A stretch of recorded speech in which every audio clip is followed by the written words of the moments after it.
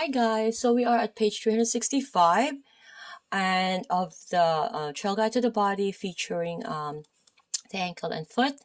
And this time the navicular and cuboid bone, we're going to try to palpate. Okay, we're going to try to touch. Okay, meaning palpation, meaning touch. Okay, so looking at the image 7.51, it is the medial view of the right foot.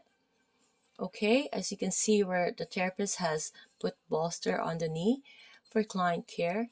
Okay, so they need to be in a resting position. So the navicular, so the bean-shaped navicular is sandwiched between the medial and middle cuneiforms and the talus. So its dorsal and medial surfaces are superficial and palpable. The superficial tuberosity bulges out of the medial side of the foot and is an attachment site for the tibialis posterior muscle and the spring ligament. So partner seated or supine, locate the base of the first metatarsal. So sliding along the foot's medial side, we're going to move approximately across the surface of the medial cuneiform and the slender joint between the medial cuneiform and the navicular. So as you move onto the surface of the navicular, you're going to explore the shape and size of the navicular tuberosity. Okay, so the tuberosity will lie approximately 1 to 2 inches distally to the medial malleolus. Okay, so you can see here the base of the first metatarsal goes to the cuneiform and it goes to the navicular tubercle. Okay, and then this is the medial malleolus. Okay, so you can ask yourself these questions for proper landmarking. So does the bone you are palpating project more medially than the surfaces of the other bones on the medial foot? So if you place a finger on the tuberosity of the fifth metatarsal and the navicular tuberosity simultaneously, does the metatarsal tuberosity lie slightly distal to the navicular tuberosity? Okay, so the tuberosity of the fifth metatarsal and then the navicular tubercle,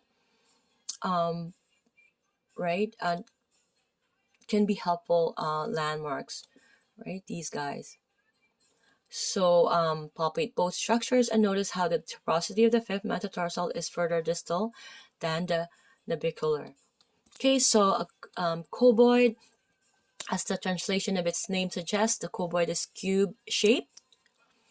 It is surrounded on 3 of its 4 sides by the fourth and fifth metatarsals, the lateral cuneiform and the calcaneus. The cuboid's dorsal surface is partially covered by the belly of the extensor digitorum brevis.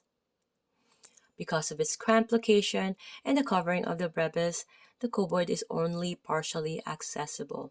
Okay, so partner seated or supine, if you can see the image 7.52 here, and a lateral view of the right foot, drawing a line between the lateral malleolus and the tuberosity of the fifth metatarsal to access the cuboid. You see how the therapist's thumb is on the cuboid. It's being highlighted here.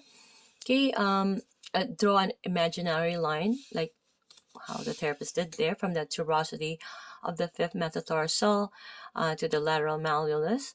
Following this line, the cuboid is roughly half an inch from the tuberosity.